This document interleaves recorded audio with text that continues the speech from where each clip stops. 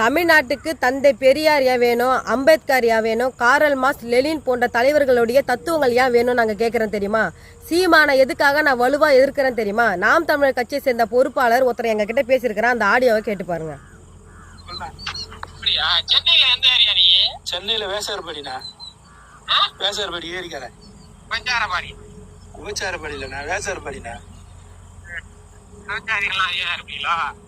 ஏன்னா அப்படி சொல்றீங்க? ஏன்னா எவ்வளவு உழைக்கிற மக்கள் அங்க இருக்கிறாங்க, நீ அப்படி பேசலாமாண்ணா?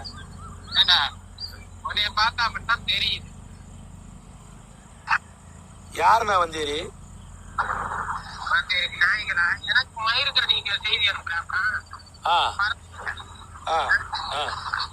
ஏன்னா நீங்க போன் பண்ணாம உங்க நம்பர் எனக்கு எப்படின்னா தெரியும்? அதுக்கு ஏன்னா பரப்புண்டாது. இப்போ இந்த ஆடியோவில் பேசுகிற வந்து நாம் தமிழர் கட்சியை சேர்ந்தவன் இவன் மேலே தான் நேற்று சென்னை பெருநகர காவல் ஆணையரகத்தில் வந்து நான் புகார் கொடுத்துருக்குறேன். சீமானை எதுக்காக நாங்கள் வலுவாக இருக்கிறோன்னா, இது போல் நபர் வந்து சாதிய வன்மத்தோடு பேச தத்துவங்கள் சீமான் பின்னாடி இருக்கிறதுனால தான் நான் வலிமையாக நான் வந்து தொடர்ந்து சீமானை எதிர்த்துருக்கிறேன்.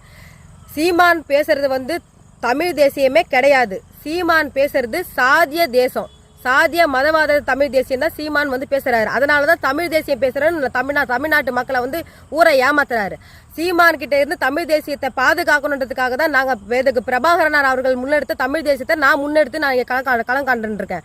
இவன் பேசின சம்பந்தம் இவன் வந்து சாதிய வன்மத்தோட எந்த அளவுக்கு தாழ்த்தப்பட்ட மக்கள், ஏன் தாழ்த்தப்பட்ட மக்கள் அடர்த்தியாக வாழ்கின்ற வியாசார்பாடியில் இருக்கவங்க விபச்சாரிகள் என்று எவ்வளோ கொச்சை இழிவுபடுத்தி பேசியிருக்கிறான். இவன் மேலே தான் வந்து சென்னை பெருநகர காவல் ஆணையர் அவர்கிட்ட இருந்து புகார் கொடுத்தோம்.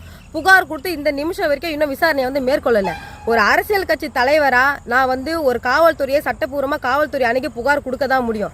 ரெண்டாவது மக்களை திரட்டி போராட்டம் தான் செய்ய முடியும். அதுக்கு மேலே ஒரு அரசியல் கட்சி தலைவராக ஒரு பெண் தலைவராக நான் என்ன செய்ய முடியும்? கமிஷனர் சார், அருண் சார் தான், நீங்கள் தான் இதுக்கு பதில் சொல்லணும். நீங்கள் இதுக்கு நடவடிக்கை எடுக்கணும்னு நாங்கள் வந்து காத்திருக்கிறோம்.